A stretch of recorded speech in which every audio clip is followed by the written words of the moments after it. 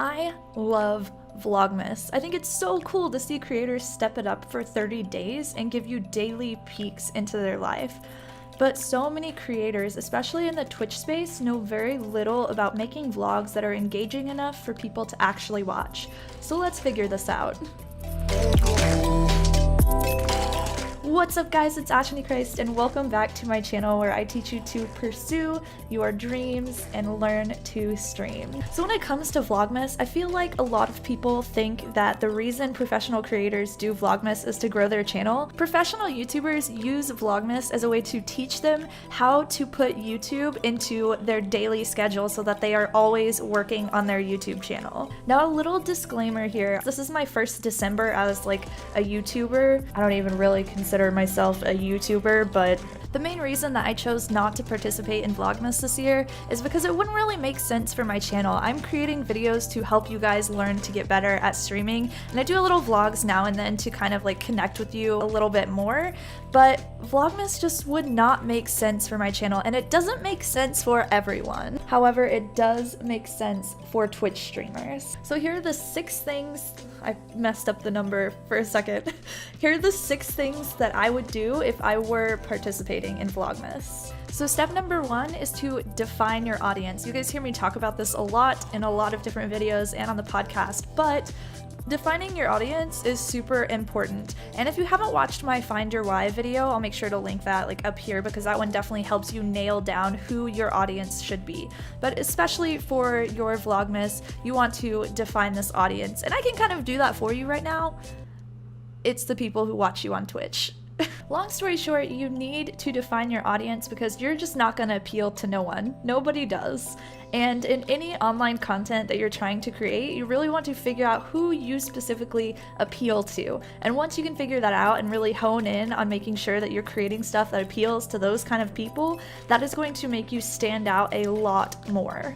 And it's going to help you really connect with those people, which builds relational value. Okay, the second step is to become a better storyteller. I see a lot of people creating vlogs, and their vlogs are basically just like a 2 or 3 minute clip about their day. Yeah, I love your day and I'm glad you're having a great day, but to be honest, we don't really want to see clips of your day. It's not as entertaining as you being able to actually tell a story or integrate a belief into your content that makes people engaged. There are a bunch of places that you can figure out how to become a better storyteller online, especially on YouTube.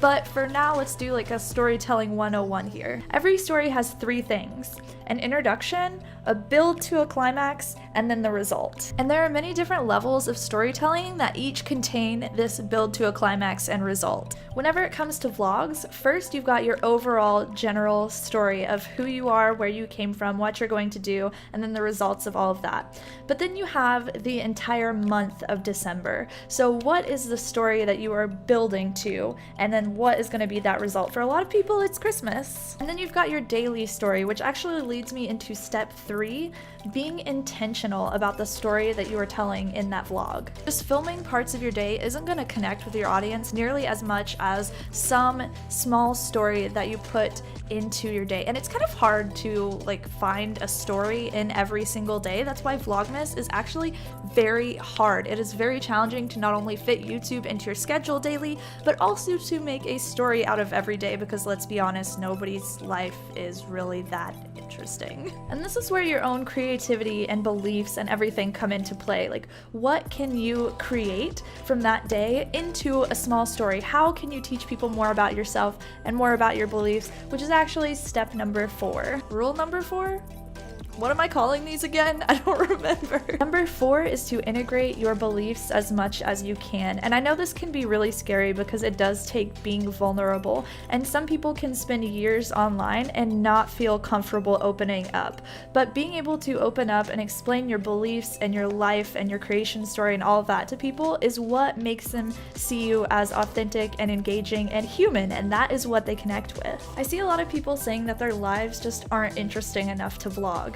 but that's not true at all. You can make anything interesting depending on what you communicate to the person that's watching. If you integrate your beliefs and more about yourself, that vlog could be you laying in a pile of mud and it's still gonna be awesome. Did you guys really think I was gonna lay in the mud for this B-roll? Nah. I personally was really afraid to be vulnerable until I realized that I am a work in progress. I am a human being. Sometimes I will make mistakes, but at my core, I truly care about other people and I truly care about helping creators become the best versions of themselves that they can be. And as long as I have that core belief and I'm acting on that pure version of who I am, then I will never embarrass myself. I will never not be confident in what I'm creating because I know that I'm doing it selflessly. Your reason for doing this and your beliefs might be totally different from mine, and that's completely fine. We all know people who we have completely different beliefs from that we still respect even though our beliefs might be the same, different. So don't be afraid to be vulnerable, and if you guys need like a confidence boost, just at me on Twitter. I got you. I will scream at you how amazing you are. Number 5 is to utilize your playlist. This is so underused by Twitch streamers, like so bad. I mean, YouTube in general is underused by streamers, but this is such a huge way to get more watch time, which means getting more subscribers, which means getting your brand out there more, getting your stream in front of more people, and just growing exponentially. But utilizing playlists, if people can jump into a playlist that still tells a story, okay? You don't want to just use your playlist to like categorize and organize your content. You want to think of them as like another story themselves. If you can use these playlists to get people watching and create a sequence of videos that they are interested in, then you have a much higher chance of having a successful Vlogmas. So playlists. And then step number 6 is probably the biggest mistake that I see Twitch streamers make. Unless you already have extremely high relational value and a large, well-established audience, do not make people wait 8 minutes to get to the value that you proposed in your title and your thumbnail. The first 15 seconds of your video should immediately jump into that value that you proposed in that title and that thumbnail. Because here's what happens. You might have a title and thumbnail that are extremely engaging and people see it and they want to click on it and they're like, oh, that's interesting, what's going on? And then they get to it and they have to wait and wait and wait, and then they click out of your video because they're tired of waiting. People are busy, and especially people on YouTube are extremely trigger happy. They are ready to click off at any second.